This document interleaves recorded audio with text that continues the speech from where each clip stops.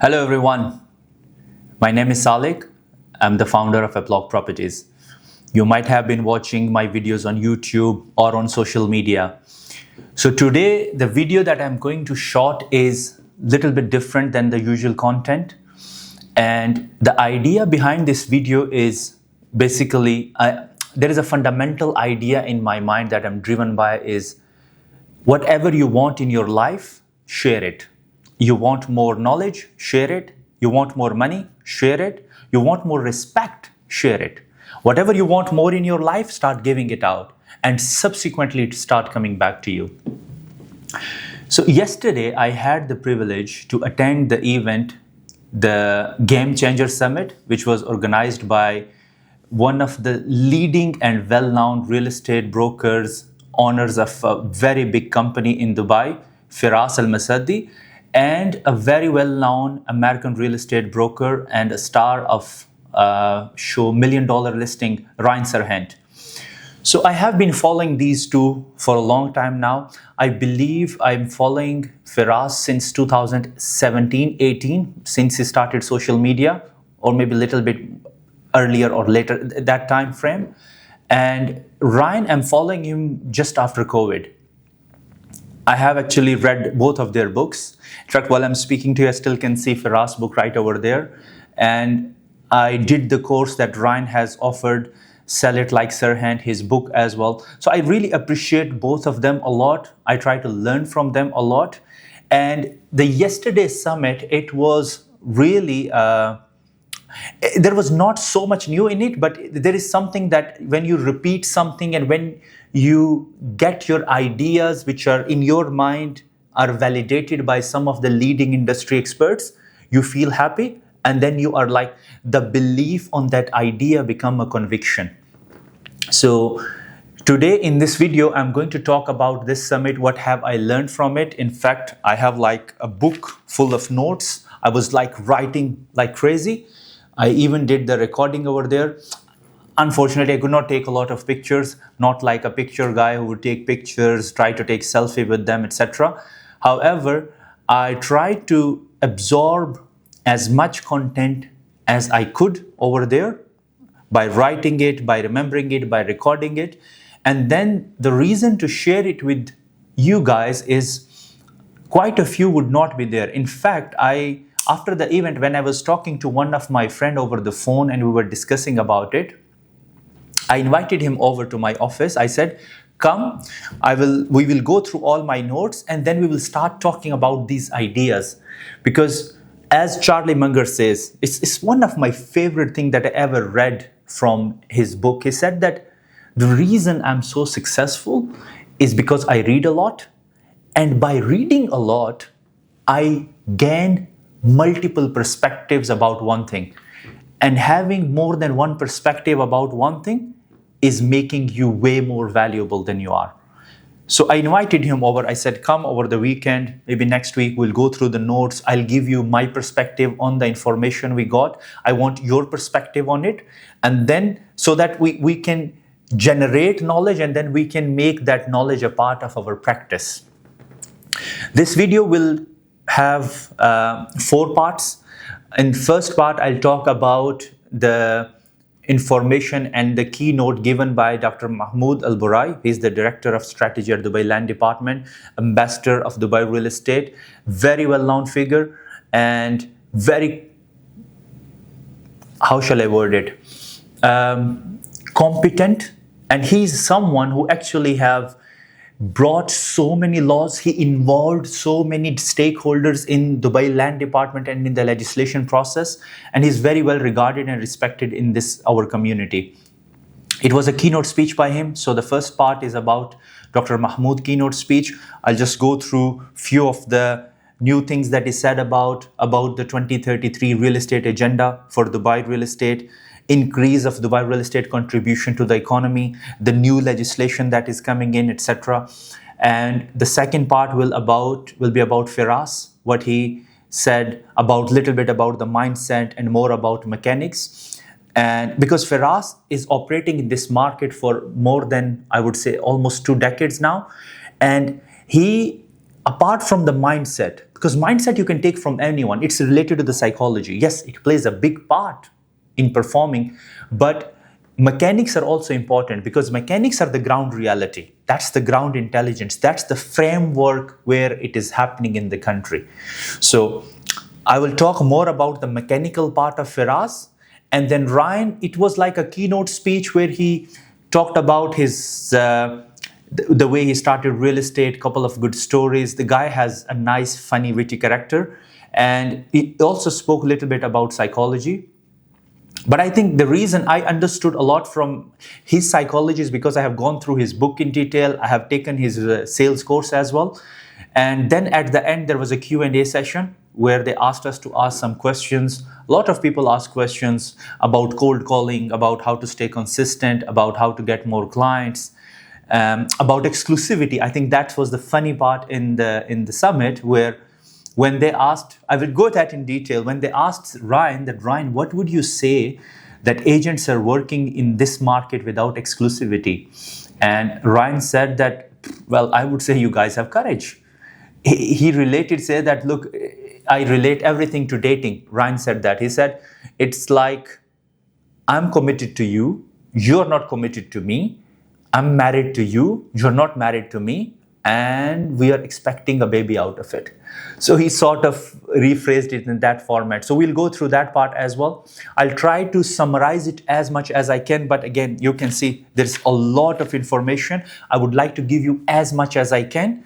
And then subsequently, down the line in the few weeks, I'll go through some of the topics, some of the information in detail.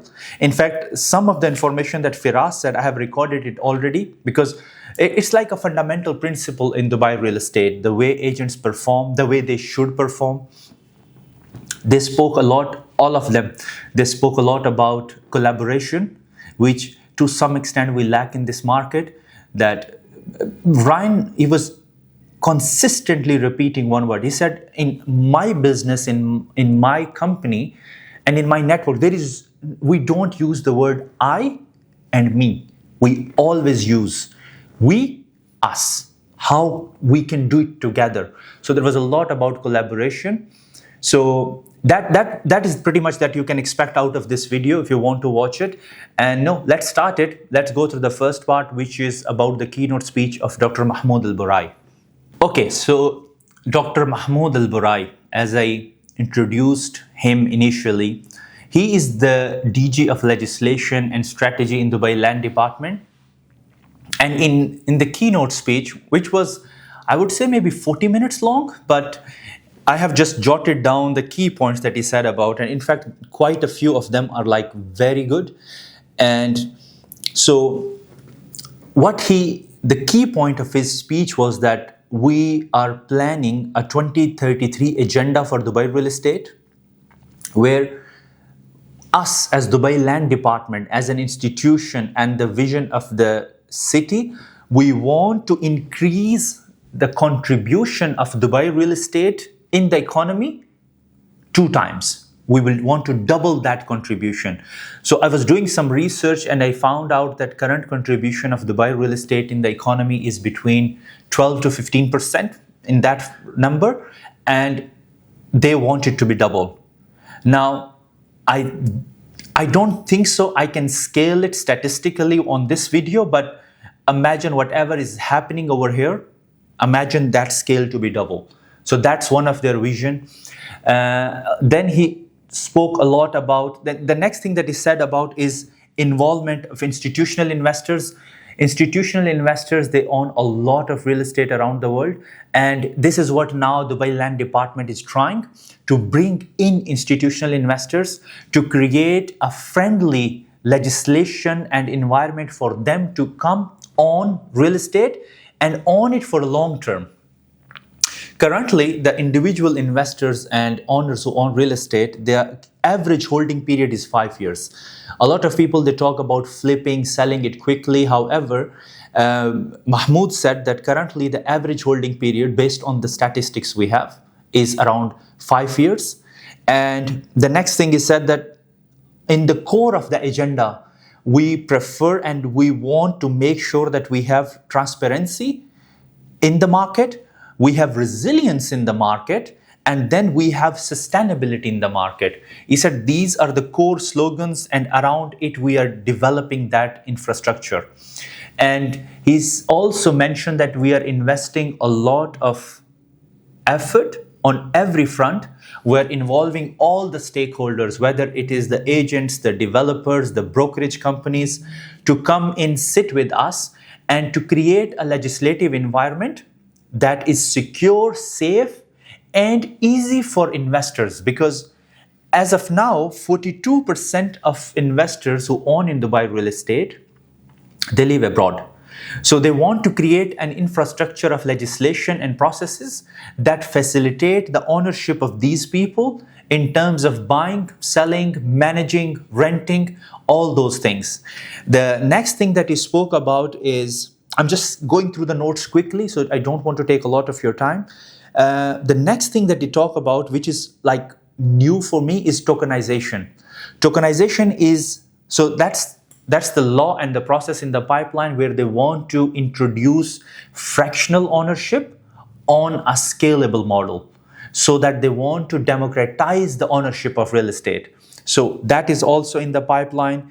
They are using and they're introducing a lot of new legislation, new regulations to control fake listings, to control wrong pricing mentioning in the market, bad marketing practices. So they're doing a lot to make sure that they achieve that level of transparency. That is one of their core agenda in the legislation and in achieving that vision of 2033. So yeah, that's pretty much about him. There was quite a few other things, as I said, but these are one of things. And in terms of the pricing, he mentioned that the government is investing heavily in certain parts of the city, and we are trying to educate not only the investors, but we want the agents in the market to become a part of us, to become the ambassadors of the city. Rather than selling that product or looking for a short-term result in a commission, they must sell the city and they must be the ambassador of the city. That was pretty much about from him. Yes, institutional investors, building the sustainable city, a 20-minute city where everything is accessible at 20-minute distance. And that was pretty much from Dr. Mahmoud. And now in second part, we were going to talk about the speech that was given by Firas. Why is that? Why is this reason? That a lot of agents, they don't have the graciousness and the guts to appreciate the achievements of others. So, as I said initially, I have been following Firas for a long time. And the way I follow him is, you can say to some extent, is sort of crazy. I read his book, I go through all of his podcasts. And in fact, in this very journal that I'm carrying now, where I have taken the notes yesterday, you would find a lot of pages where I transcribed his interviews. The reason I transcribed those interviews is, when you hear someone, you cannot comprehend the psychology behind his mindset and the psychology, why he does what he's doing right now. What is the reason behind it? He is a true testament of Dubai's dream. And in fact, I was talking to one of my colleagues today after the summit about his speech, and we were just trying to repeat whatever he said. He is someone who has proved himself in this industry, who is leading in many aspects in this industry, and we as the part of that industry must appreciate him, must learn from him, and must work in collaboration with him wherever possible for the betterment of the industry. Because if the industry will evolve, subsequently we will evolve as the professionals who are working in this industry, and they have chosen this industry as the career. Rather than, we are not here on ad hoc basis. We're here to make this business or this industry as our career. Whenever I see him, I read about him, he reminds me of Roger Bannister. Roger Bannister was someone who broke the barrier of 4-minute mile. No one was ever able to run a mile under 4 minutes, but he's the one who actually broke that record. It was never a physical limitation. It was a psychological limitation. And Roger achieved it. And when Roger did that, when Roger broke that barrier of 4-minute mile, within that year, a lot of athletes, they actually broke that record of running a mile under 4 minutes. So when I see his success and what he has achieved and what he is doing right now, I look at it from the perspective that anyone who wants to achieve that success is already having a roadmap given by him. What I like about him, apart from many things that he have, is he shares a lot of his knowledge. All of it, I don't know, but a lot of it. I learned a lot from him, and which is something, and as I said initially in my video, whatever you want more in your life, start giving it. Give out whatever you want, and I promise you, it will come back many folds. I've experienced this in my life. So, as I said, a true example of Dubai Dream, very successful agent, shares a lot of his knowledge, and I will talk a little bit about the mechanics that he shared about the market and statistics. I cannot go all of them in detail, but he predominantly spoke about, he broke the myth of oversupply, which even I was actually going through some figures like 3 weeks ago, and we were deciding in the company in our strategy meeting that which areas we should focus on as a business and which areas we should develop team who must focus on the long run. I was going through the current supply, off-plan sales, resales, announcement of supply in certain communities, and I was just trying to go deep into it. I was not looking at supply at a holistic level, but trying to go deep into it. Okay, how many units have launched into this community? What is the opportunity in this community, in which segment it is? So, as I said in one of my detailed video in another series, that you don't take decision by a holistic overview. Holistic overview is amazing. It gives you an idea, but you really need to dig deep. You need to go down and study it. And then you start to get different perspectives about it. He broke the myth about oversupply. He went through the statistics that how much supply is coming in which segment of market. 0 to 2 million. 2 to 5 million, 5 to 10 million, 10 to 15 million, and 15 million to 30 million, and then 30 million to 60, and then 60 and above. It divided the market into affordable, luxury, ultra luxury segments. So that's how he divided the units. And so as of now in the market, there are only 2,519 units above 10 million dirham that have been launched, and they are under construction. They're planned to hand over in the coming 3 to 4 years. 8,829 units priced between 5 to 10 million. He talked a lot about how agents are struggling to get into luxury segment of the market, what they must do, what they must not do.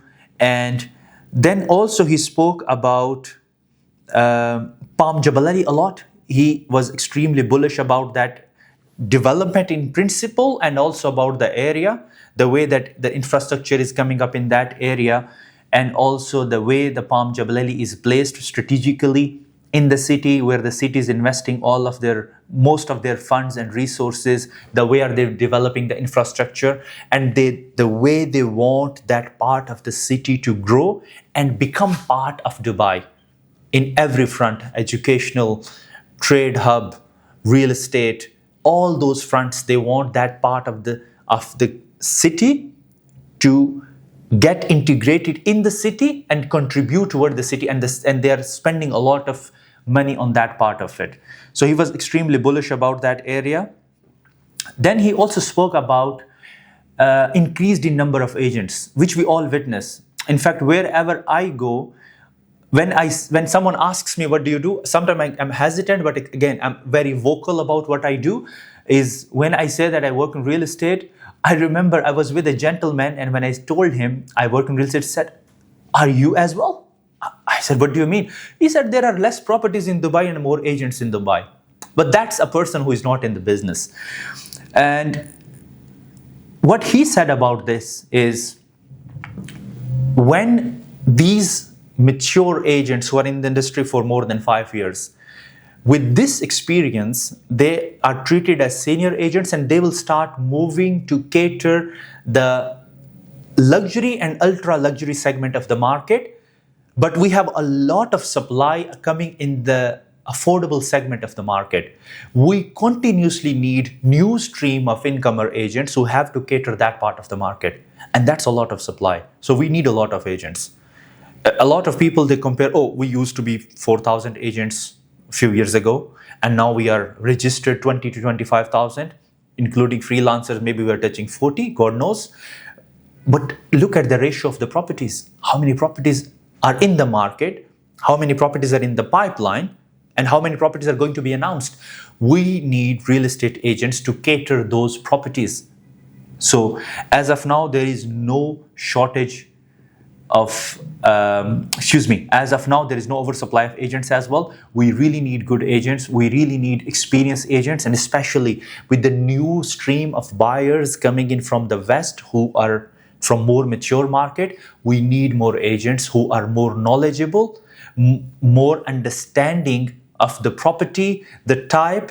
They must have more intellect. If I sum up all his conversation about it. Moving onwards, there is one thing that I actually forgot to mention in the initial part of this Firas part is what I understood, and as I said, because I transcribed his interviews a lot, I found he has this psychological ability to continuously ask himself this question: what is the opportunity in it for me and how can I capitalize on it? I think this is his routine standard question. And his mindset is that in every adversity, whatever is considered as adversity for other people in this market, whether these are developers, these are buyers, these are sellers, these are agents, whichever stakeholder has any question or concern or any process about any adversity, that guy has the ability to spot an opportunity in that adversity. I think this is the strongest part of his psychology. And I wish everyone can have it. Even I try sometime to have that. What is the opportunity in it for us? How can I capitalize on that opportunity? So I think this perspective that he carries is one of the best part of his psychology. Now, moving ahead, so this is very important, by the way. He addressed this question that why a lot of agents, they can't crack into the luxury segment. They cannot penetrate into the luxury segment. So there are quite a few reasons. One of them is they don't learn. I think it's very important. If you want to sell luxury, I remember one of the investors I was talking to, a very good client of mine, and I'm doing business with him for years now. When I met him once, it was never conversation about real estate. We were talking about history, we were talking about geopolitics, we were talking about diplomacy, wars. So he was so impressed. I'm not bragging, I'm just telling you the way these investors, they think at a certain level. He was so impressed by the understanding of these things that he stuck with me, and he said to me, the reason I invited you today is I just want to see an eye in eye with you and decide whether I'm going to do business with you or no. So I think agents, they must never stop learning from anyone. It should not be this that, oh, he's in real estate, he's an agent, I will, no. Really, I have a mentor, he's a real estate agent. I don't know if he'll watch this video or no. He's quite senior than me. I really learn from him. In fact, I pay him a lot of money to take the class, and where I go with my questions and he answers my questions based on his knowledge, and then we discuss and we try to get multiple perspectives. They don't learn, number one. Number two, they don't work hard, and they're not willing to put in it whatever it is needed. Third part, they don't master. Oh, okay, that's big one. I think these two parts are together. They don't master and they don't specialize. When I started real estate, my mentor, he said to me, I started from a very affordable part of the community, of the city actually. He said to me, look, if you want to grow, learn, and specialize in the community. Once you understand how you specialize a community, a product, an area, a building, you actually can then spread out from here, because this knowledge no one can take from you. No one can take that knowledge and experience from you and the time you have invested to master and specialize in that community. I was talking to my agents the other day and they asked about this part. I said, look, every day, make it a must and put a certain time in your calendar where you learn about your community every day. Dedicate only 30 minutes, but don't compromise on that. Because the knowledge, it will compound, it will give you an exponential effect over the period of years. It won't give you like a linear effect. It goes like this, and then suddenly it compounds and the growth happens like that. They don't master, they don't specialize. They are not able to create more value. What I mean by that, creating more value is that if an agent comes in and tries to sell a luxury product, again, referring back to Charlie Munger, how much perspectives he have about that real estate product, how much he knows about construction, how much he knows about the land value, how much he knows about the overall median price per square foot, like there are the transactions happening. What other value he can add to the client? Can he help the client to do the conveyancing? Can he help the client to do the will registration? Can he help the client to do the golden visa? Can he help the client to arrange a contractor? Can he help the client to arrange a consultant, the approvals, the accessibility? So many things. So if an agent can add more value on different perspectives for a client, the client will appreciate and prefer that agent. Next part, they don't network. I think I am also in one of them. I don't network a lot. I should do more. I'm trying to do more, and I hope I'll try to do it more. The last thing, they don't share with open heart, and they don't collaborate. I think I mentioned this collaboration. Ryan insisted on this part, and he was extremely assertive. He said, let's remove the word I, me. It must be we, us. Collaboration. If I recall all of my deals which I have transacted above 10 million, not a single deal was a direct deal where I was representing the buyer and the seller in one deal. It was always a collaboration. It was always a partner where the partner was, most of the time they were representing the buyer, I had the seller. So we lack this thing in this market. There are few reasons about it. But subsequently, because now we have a big market share of luxury and ultra luxury, and this segment we need collaboration. A lot of agents, they're hesitant. Oh, why shall I do the deal together when I have the property exclusively? I can wait for the buyer. But they might wait 3 months for the buyer. They could have closed the deal in the first month with the other agent. They must close the deal to keep the momentum. One thing that makes the agent perform on a continuous basis and keeps his psychology on an upward spiral is momentum. If you're closing, 0 is not better than 1. And honestly, whoever is a successful agent, a high billing agent, whoever I spoke to, whoever I learned from, they always say, Saliq, we do deals with agents every day. In fact, in my previous company, one of the colleagues who was like a very successful agent in the area he does, he was billing average $500,000 to $1 million a month. And he said, Saliq, 96% of my deals are collaboration with other agents.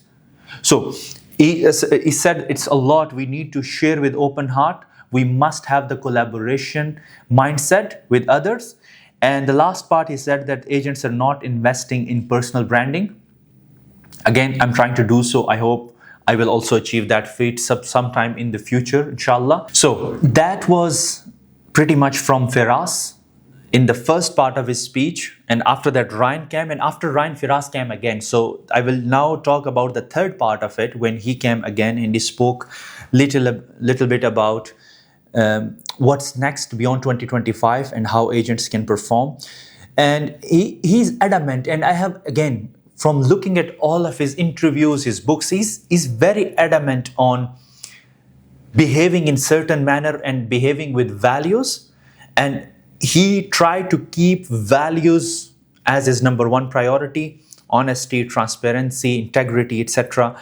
And he again, even in this part of it, if I sum up with the previous one, he talked a lot about, he was on one thing adamant, that specialization is the key. Agents must specialize. They must specialize in the product. They must be honest. They must work with transparency, because in our business, I have said it somewhere if I don't remember, but I'll just share the story for the sake of at this point. Honesty, transparency is so important in our business, and it comes back to serve us. Really, there was a philosopher, he said once that what a good deed, it's like our helper. He travels the time and sits in future waiting for us.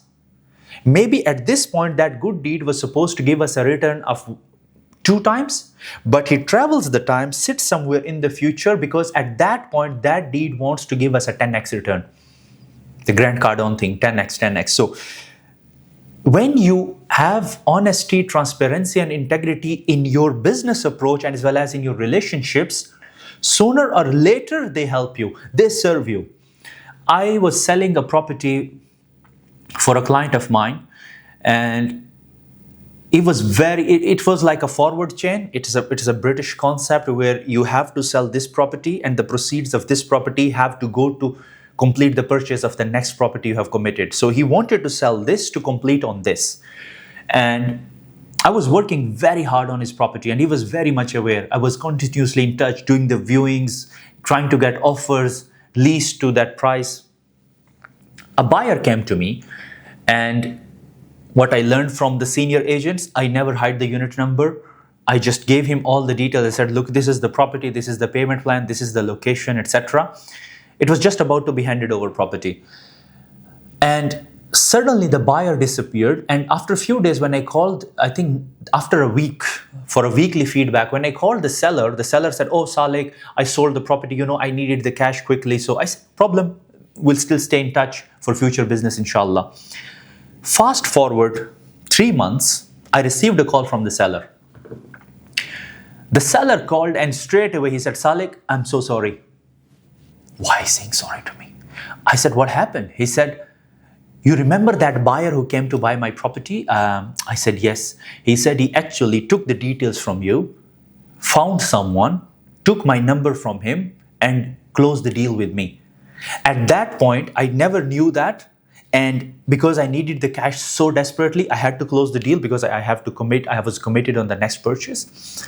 But please accept my apology. I just came to know through that person who gave my details to him. Please meet me. I said, okay. I went, I saw him, and a lot of you might be surprised. He paid me full 2% commission in cash, and he said to me, please accept it with my apology. Now, a lot of agents, and I've seen a lot of them in my career, they really talk, oh, he closed the deal behind my back. I think whenever an agent comes to me and asks about the detail of I really give him. I really don't hide anything. A lot of would be thinking on the other side of the camera, that's so naive. No. It's very simple to find someone if he's trustworthy or no. Because I want a long-lasting relationship. I want these agents to be my partners, and I want to work and close deals with them for the next decade. So if a person on one deal circumvents me, that person is not going to be in my circle again anymore. So I think honesty, transparency is an integral part of it, and he was asserting it a lot. And he said that relationships in this business is the key. And I was telling this to my agents the other day. They said to me, can you please tell me how can I get a listing when I know someone is selling the property? I said, why shall he give you the listing? What value you have added to his life? Law of reciprocity says that if you give value, you can expect, don't even expect, you will definitely get back the value. That's the law It's a law of reciprocity. Without giving value to a seller or to a buyer, how do you expect to get back?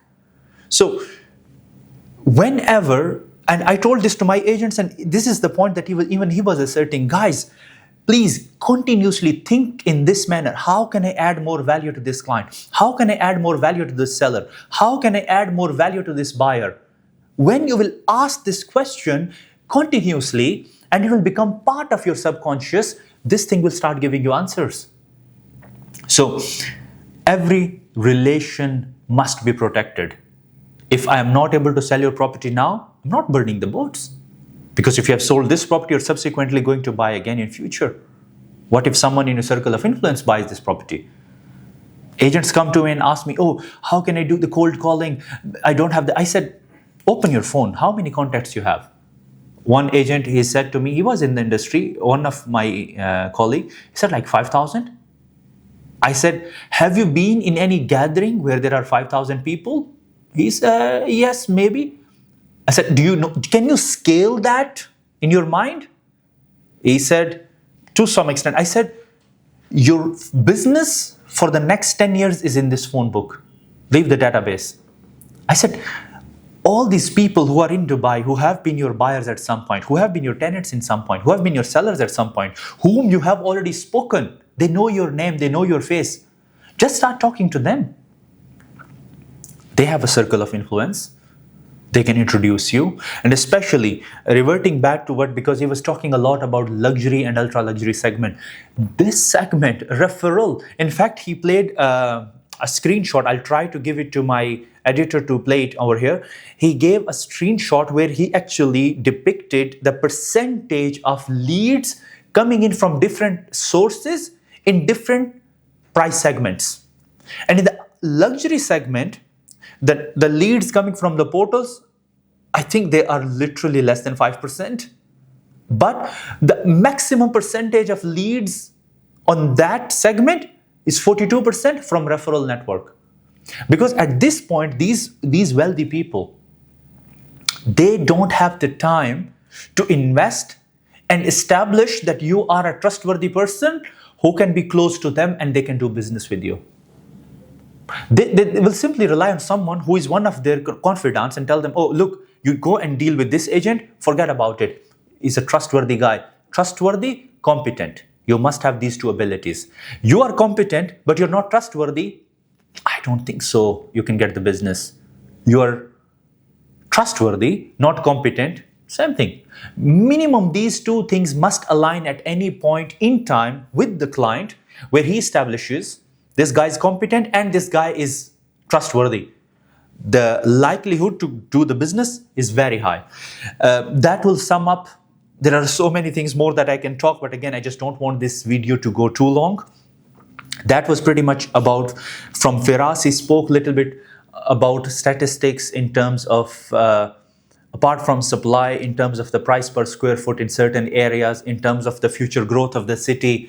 He also talked a lot about the luxury and ultra luxury segment.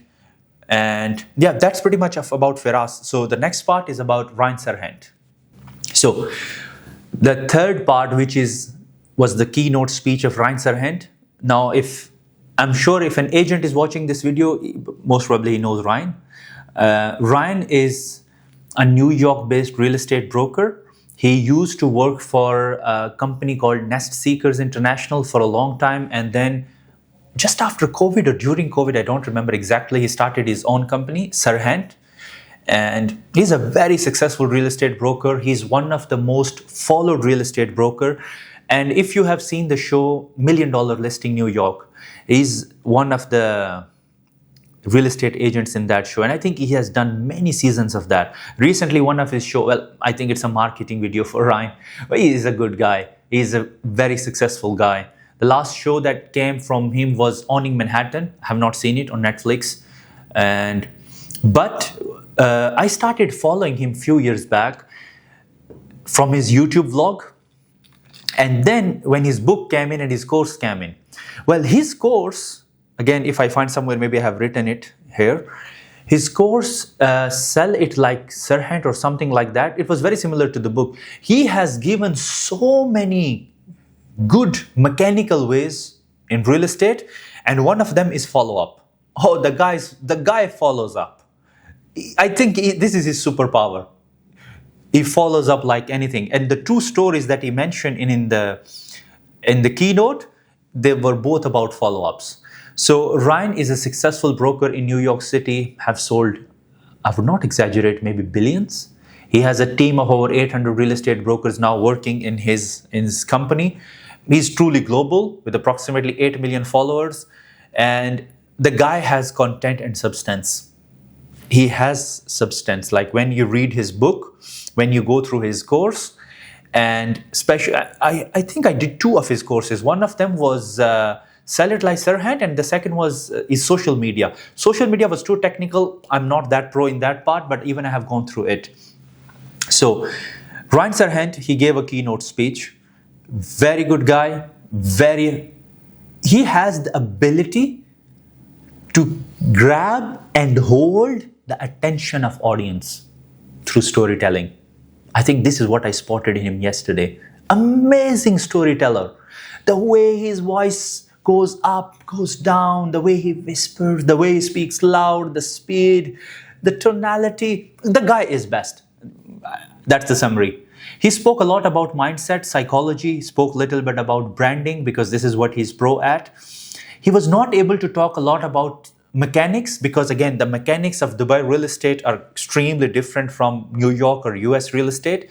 There they operate purely at exclusivity, but here we don't have exclusivity yet.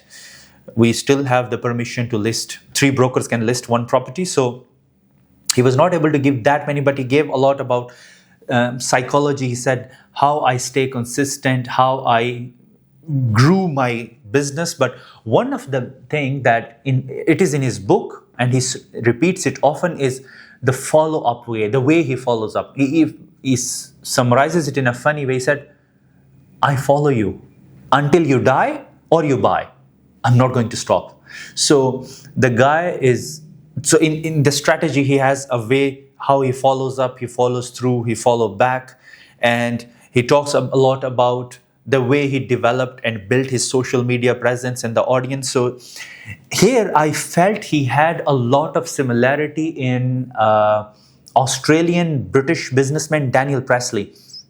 I follow that guy as well. And the guy, he talks a lot about the way you develop and build audience online, the way you connect that audience with the story. They feel an emotional connection with you. And then from that audience to make a community that follows you. So he spoke a lot about it. He's on YouTube, Instagram, name a social media. And when it came to the luxury market, there is something that I learned from him. It was new for me. And he said that before, as an agent, our product used to be house, a property that we were selling. Our actual product is the ability to attract attention while we're selling a property. That is big one. I will repeat it. The product that we are selling, real estate, piece of property, home, villa, apartment, is not our product anymore. Our product and our USP is our ability to attract attention to that product. The more attention a broker can attract to a product through his online presence, the better he is. Because again, these are the wheels of leads.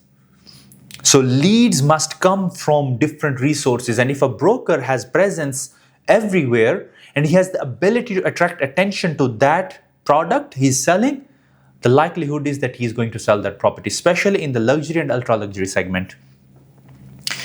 He said that what I also do is when I do a tour of a property, I try to translate that tour in different languages and then I market in different parts of the world.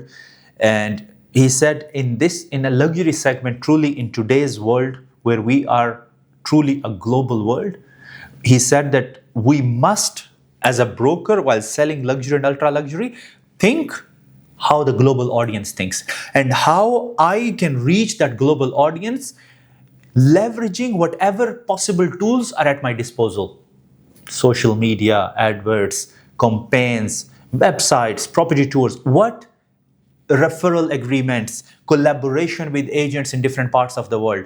Whatever possibly we can do to collaborate and utilize the assets and technology in our disposal to attract that attention to the property. In terms of the branding, and he was extremely adamant on this part, that the only thing that you need to have in branding is consistency in the content, and try to find your niche, because that niche is where the audience will start to connect with you. The audience will become part, they will connect like a story, and then they will become a community that follows you. So he said, and then now I will take the Ryan Serhant part, and then I'll come to the questions, which are some of the questions that I remember from the top of my head. I never wrote them down. Someone asked him about cold calling. I think that was a repeated question. And everyone had their opinion, but what Ryan said that, look, here we have, in Dubai, we have legislation against calling. But Ryan said that, look, in the US, we always get calls. We are continuously being called by agents. But he said, I believe, and what I said in the previous part myself, rather than calling the old or the cold database, if you have more than 1,000 people in your circle of influence, start from them. When you decide yourself, are you going to become a seller agent or you're going to become a buyer agent? There are two different mindsets. There are two different ways to attract leads in that part of the business. If you are a buyer's agent, it's a different strategy. If you're a seller's agent, it's a different strategy. I regard myself as a seller agent. I try to stick to this part of the business. Yes, I also represent buyers who are exclusive or whom I have worked or who are referral buyers, but I don't make effort to bring continuous buyers except those are coming from my listings.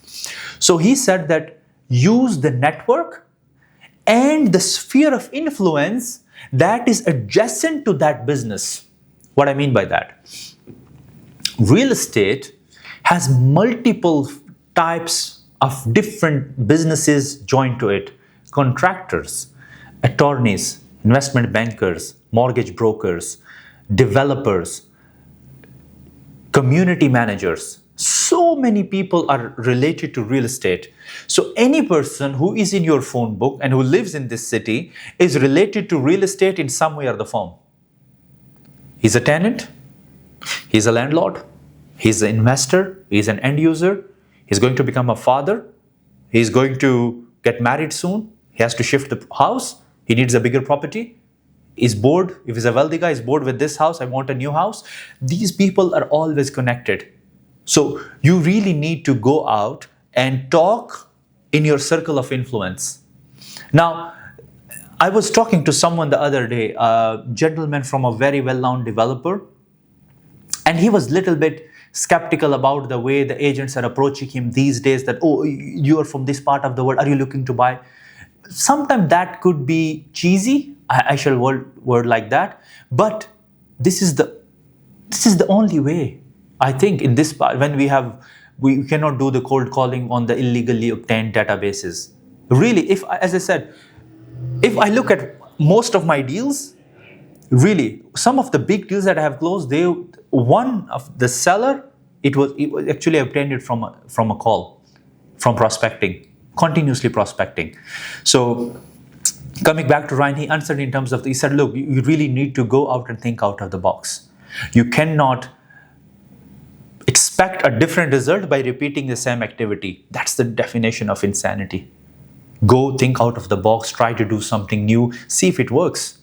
But do it until you are clear that this thing is either producing result or not. Sometimes we do something for a small period of time, it's not producing results, we move on. However, it's like, I don't know how shall I word in I know how we say in my language, but in English, it's like you are excavating wells for water. When the water is about to come out, you go and start digging at a different place, when the water is about to come here. So you really need to go in with single head, double down on it, put the effort and see if this thing is making result or no. If it is not producing result, then go ahead and try something new. There was one question that I asked, but I think it never came up. There were so many questions. And in fact, after this video, I'm going to write that question to Ryan on his email. In his book, The One Thing, Gary Keller, $1 million listing writer and the chairman of Keller Williams Real Estate, he says that what is the one thing, he asked this question in his book. That was pretty much from Ryan. And there were a few other questions. Well, I asked a question. Unfortunately, it never was answered. Maybe I think there were like 500 questions or even more than that. So I'm going to write that question to Ryan actually after this recording.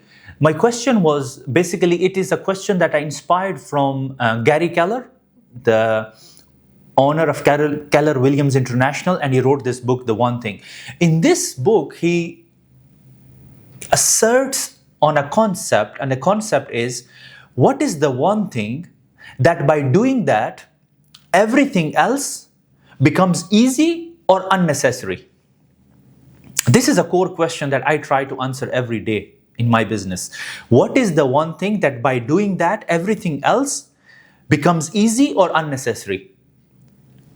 And the question from them was this, and then the second part, how you as owner of a business, both of you guys, both of you successful gentlemen, how you both make sure that your one thing is defined clearly and how you work towards that one thing every day. Now, someone might say that, oh, everything in business is important. But no, it isn't. It isn't. Pareto principle says 20% of the things produce 80% of the results. 20% produce 80%. 20% of 20% is 5%. 5% of the things, they make that result. So you need to find out. I have written answer to that question and I'm trying to work on that answer every day. But again, that's my understanding. I want to take the perspective from a seasoned mogul who understands that. If I get that answer, I will definitely share it with you. That was pretty much about that summit. As I said, I am going to shoot few more videos where we're going to talk about the areas that he said that these areas have the potential in the future. And if someone is not investing in these areas and later down the line in half a decade or a decade, he complains how I have lost that opportunity, I think he should blame himself, no one else. If he can afford today, but he's not investing, he's on the fence, by this mindset that, oh, the market is now appreciated a lot, it's now going to crash at any point in time. No, he should only blame himself. It was a long video. I really appreciate you staying with me, whoever had watched it until the end. I hope I added value to you. Thank you very much again, and stay tuned for more information and more real estate related videos. Thank you very much.